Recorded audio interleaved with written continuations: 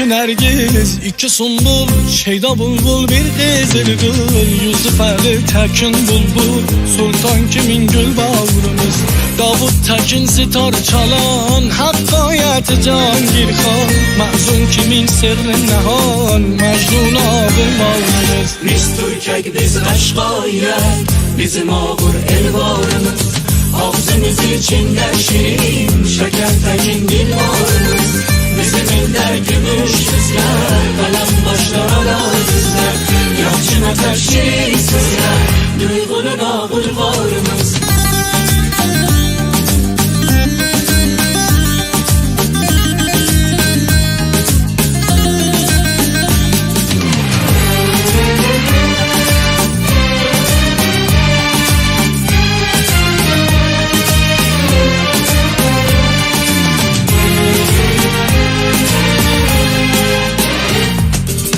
Gölümüzde sona vardır, elimizde ana vardır. Arkamızda düne vardır, girli yaşıl çelbarımız. Geçen güne avlamışam, ahdimizi saklamışam. Elim sana bağlanmışam, muhkem sinmez bekdarımız. Biz Türkek, biz Kaşgariyek, bizim ağır elvarımız.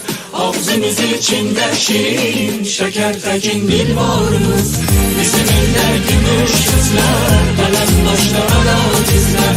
Yalçın ateş şirin sözler, duygunun ağır varımız.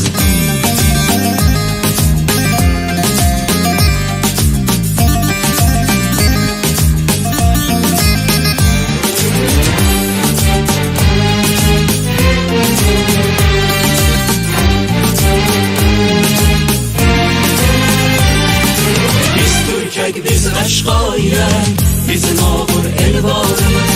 Ağzımız içinde şirin, şeker Tekin dil varımız. Bizim elde gümüş yüzler, kalem başlara dizler.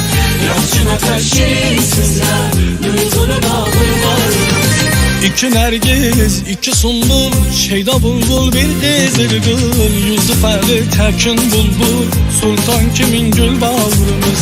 Davut Tekin sitar çalan, hakkayet Cangirhan. Mahzun kimin sırrı nehan, Mecnun ağır bağrımız. Biz Türkek, biz Kaşgariyek, bizim ağır elvarımız. Ağzımız içinde şirin, şeker Tekin dil varımız. Bizim elde gümüş yüzler,